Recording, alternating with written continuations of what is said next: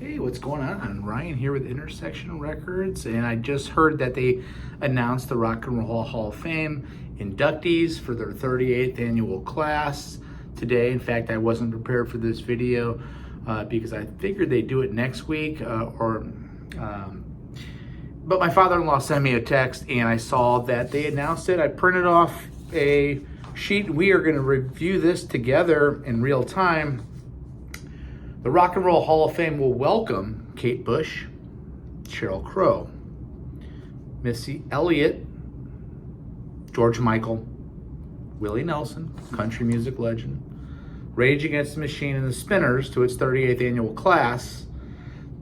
The seven aforementioned will enter as performer category, hip-hop, progenitor DJ Kool Herc, and late Rumble guitarist Link Wray will receive Musical Influence Awards, while Chaka Khan, Bernie Taupin, who wrote all the lyrics for Elton John, and prolific session musician and producer Al Kooper will receive Musical Excellence Award.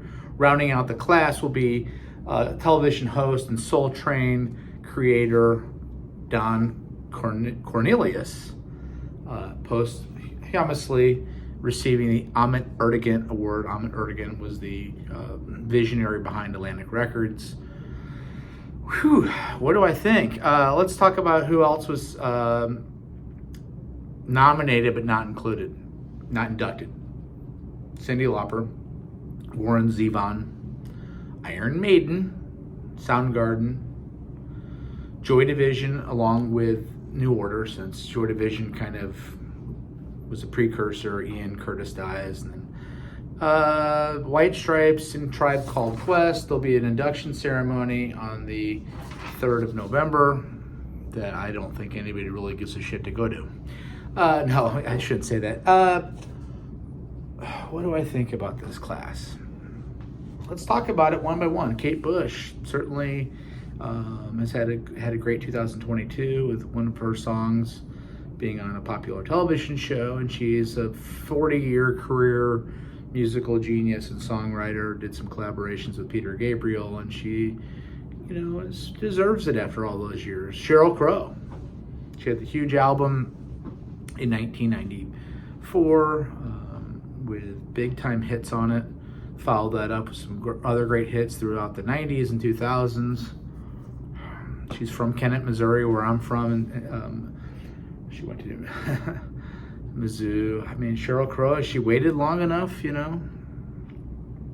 She waited as long as Iron Maiden, Rush. Missy Elliott, she's a hip-hop artist. She's a big-time star, I guess, in that world. I don't know much about her. George Michael was in Wham, had hits there, went solo, had big hits, Careless Whisper. I'm a fan. His voice was incredible. When he passed away, I was saddened because as I grew up, his voice really resonated with me. Just a great voice. If you like to sing, to be able to sing like that would be incredible. Willie Nelson just turned 90 on Saturday. He's not rock and roll. Let's talk about the not rock and roll aspect. So now we have last year Dolly Parton getting in. We have Willie Nelson getting in. Miles Davis has been in. Where's Herbie Hancock? We're gonna cross over into people that have influenced rock. Well, all the guys from the jazz fusion thing: John McLaughlin, Wayne Shorter, Jan Hammer, Herbie Hancock, Chick Corea. Where are they in the rock? Where are they? Where's Waylon Jennings? Where's Louis Armstrong? We're gonna include all these huge figures like Willie Nelson. Rage Against the Machine, I mean, they had 2 big albums. They're a political band. I'm sure that doesn't hurt them getting in here. Bernie Taupin is getting in. He wrote all the lyrics for Elton John. Think about that. Levon, sells cartoon balloons in town. His family business thrives. How was he not inducted when Elton John got in 25 years ago? Bernie Taupin definitely deserves to be in. Chaka Khan, she was a funk soul music icon from the 70s, had hits in the 80s. She should have got in a long time ago, I guess. Al Kooper, produced the first two Leonard Skinner albums. Founded Blood, Sweat, and Tears, was on the first album. I don't think he went beyond that. He was on the great selling album Super Session with Stephen Stills and Mike Bloomfield. Al Kooper, he played piano on the recording of Like a Rolling Stone, organ. Think of Like a Rolling Stone where it opens up, boom, wah. That's Al Kooper, even though he didn't really know how to play organ. But he had the balls to sit in on that session and create an iconic sound. Yes, he deserves to be in. And I shouldn't be here telling people who they deserve. And guess what? Congratulations to all the people that are in. I think it's a joke. I think it's a list that isn't indicative of rock and roll at all. Again, I don't want to criticize the people that are getting in because they're great artists. It's just not a rock and roll thing, you know? I mean, Kate Bush, Sheryl Crow, Missy Elliott, George Michael, Willie Nelson, you could stop there and ask if any of them are rock and roll. The Spinners, the great 1973 hit, I think, I'll Be Around. Love that song. And they should have been in a long time ago. So wait so long for that band to get in to where the members are dead in some cases. Their family members are dead. They can't enjoy it. But then let Sheryl Crow in on her first or second nomination. Sheryl Crow? Foreigner is not in. I Want to Know What Love Is, Hot Blooded, Jukebox Hero, Cold as Ice, Double Vision, REO Speedwagon, #1 records, huge hits, top 10 hits, #1 songs, great rockers, Thin Lizzy, unbelievable rock, UFO,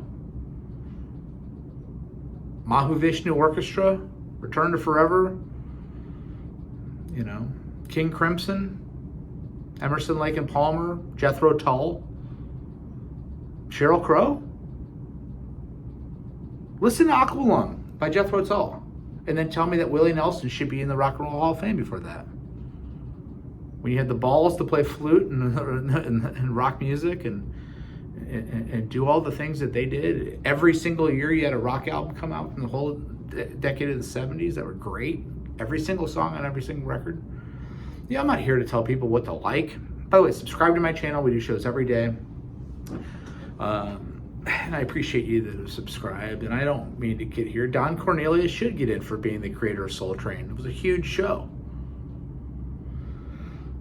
Link Ray, the guitar player on the song Rumble, as an innovator and pioneer, should be in. He should be in as a performer too, not just a pioneer or influencer. He should be in as a performer because he was awesome. You know, just like Judas Priest got in as a pioneer or musical influence award last year, not a performer. Judas Priest is awesome. Iron Maiden flies around in a jumbo jet that's flown by the lead singer of the band to all continents and performs in football stadiums. And they've been doing it for years. They first put their first album out in 1980. That was 43 years ago. The band has been intact since 1982. Again, the lead singer also flies the jumbo jet that carries the stage, all the crew, and the band, and they go to South America, play in Chile, Brazil, Colombia, football stadiums to hold 100,000 people. Then they go to North America, do the same thing. Then they go to Europe, then they go to Asia and Africa and Australia, and they do the same thing. And they sell records and DVDs and merch, and they've been doing it for years, and they can't get in the Rock and Roll Hall of Fame. Is it because they don't even want the induction? Because they have more standards than this, you know, kind of crummy list. Again, I don't want to criticize these people that are in. Kate Bush, congratulations. Sheryl Crow, congratulations. Missy Elliott, congratulations. George Michael, Willie Nelson. Rage Against the Machine, The Spinners, Shaka Khan, Link Ray, Bernie Taupin, Al Kooper, and Don Cornelius. Congratulations. The Rock and Roll Hall of Fame, you're a joke and an embarrassment. But that's just following in a long list of embarrassments in some of these big organizations in our country, and it's just sad. It's not rock and roll. Peace out, subscribe, see you later.